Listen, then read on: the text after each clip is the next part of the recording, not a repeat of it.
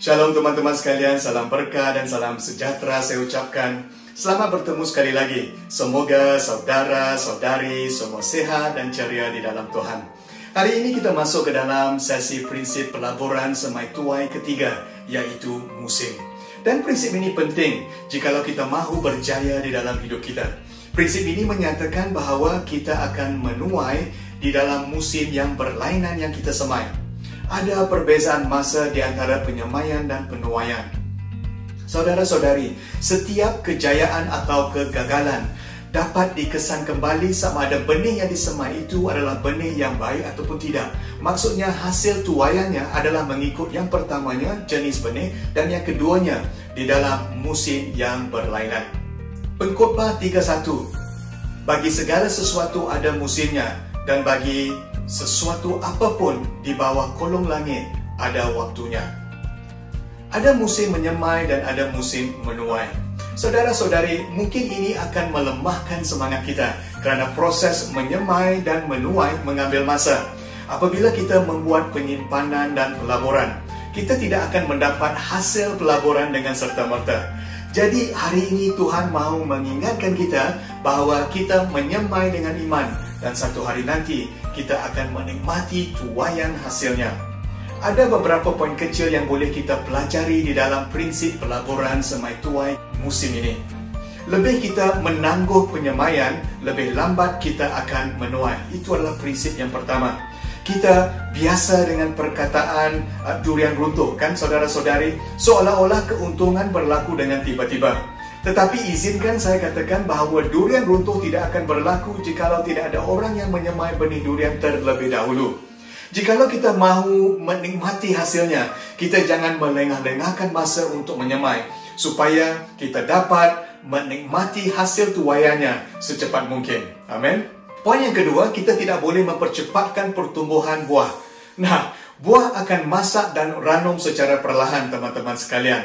Apakah kita mahu makan buah pisang yang dimasak secara semula jadi di atas pokok pisang, atau kita mahu makan buah pisang yang dipercepatkan masaknya dengan karbid? Pisang yang dipetik hijau dapat dipercepatkan menjadi kuning dengan karbid, tetapi rasanya masih hijau.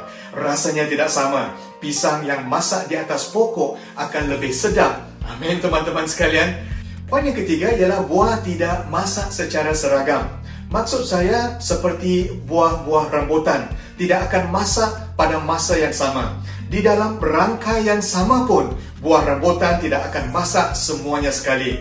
Buah rambutan akan masak sedikit demi sedikit selama 30 sampai 50 hari. Prinsip yang sama berkuasa apabila kita menyimpan dan melaburkan wang.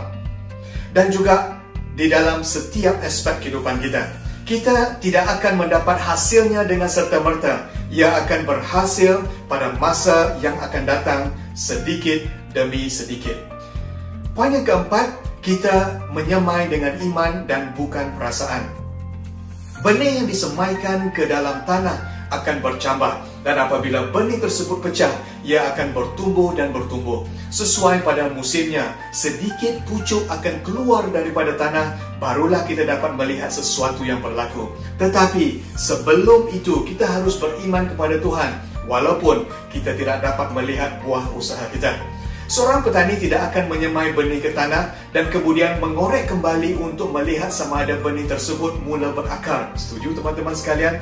Seorang olahraga harus menyemai benih latihan disiplin sebelum menjadi seorang olahraga yang berjaya. Seorang pastor harus menyemai ke dalam dirinya dengan firman Tuhan sebelum dia bersedia memberikan khotbah yang berkesan. Seorang doktor harus menyemai pembelajaran dan praktikal kedoktoran sebelum bersedia menjadi seorang doktor yang berjaya. Seorang artis harus menyemai latihan melukis sebelum dia boleh menyediakan lukisan yang cantik di atas kanvas. Semuanya memerlukan masa. Jangan kita jemu, jangan kita give up, jangan kita putus asa, kerana pada musim yang sesuai, ia akan berbuah. Amin, saudara-saudari. Kita menyemai bukan dengan perasaan, tetapi kita menyemai dengan iman. Galatia 6:9. Janganlah kita jemu berbuat baik, kerana pada musimnya nanti kita akan menuai jika kita tidak putus asa.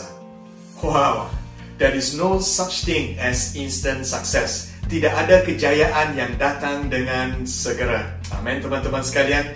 Jadi saudara-saudari, hari ini kita telah belajar prinsip yang ketiga, yaitu kita akan menuai di dalam musim yang berlainan yang kita semai. Jikalau saudara-saudari mempraktikkan prinsip pelaburan semai tuai ini, tidak bermakna kita akan mendapat kejayaan hari ini juga, tetapi saudara-saudari, kita akan berjaya satu hari nanti. Hari ini saudara-saudari, jikalau kita menerima Yesus sebagai juru selamat dan mengutamakan kerajaan Allah serta perbenarannya, semua yang lain akan diberikan kepada kita. Apabila kita mengutamakan kerajaan Allah, kita akan melakukan prinsip kerajaan Allah, kingdom principles. Dan apabila kita melakukan prinsip kerajaan Allah seperti prinsip pelaburan semai tuai, kita akan menuai kebaikan tepat pada musim yang ditentukan Tuhan. Inilah iman. Amin, teman-teman sekalian. Mari kita berdoa. Tuhan, terima kasih atas benih firman-Mu yang telah disemaikan ke dalam hati kami, yang kami percaya akan berbuah tepat pada musim yang ditentukan Tuhan. Hari ini ajar kami supaya kami memulakan penyemaian benih yang baik ke dalam kehidupan kami dan ke dalam kehidupan orang lain. Dan dengan iman, kami tidak akan putus asa. Kami akan terus melakukan itu supaya pada musimnya nanti kami akan menuai yang terbaik yang telah Tuhan sediakan untuk kami. Dan kami doakan semua ini di dalam nama Yesus Kristus, Juru Selamat kehidupan kami. Amin. Terima kasih saudara-saudari. Sampai kita bertemu sekali lagi. Tuhan memberkati. Shalom.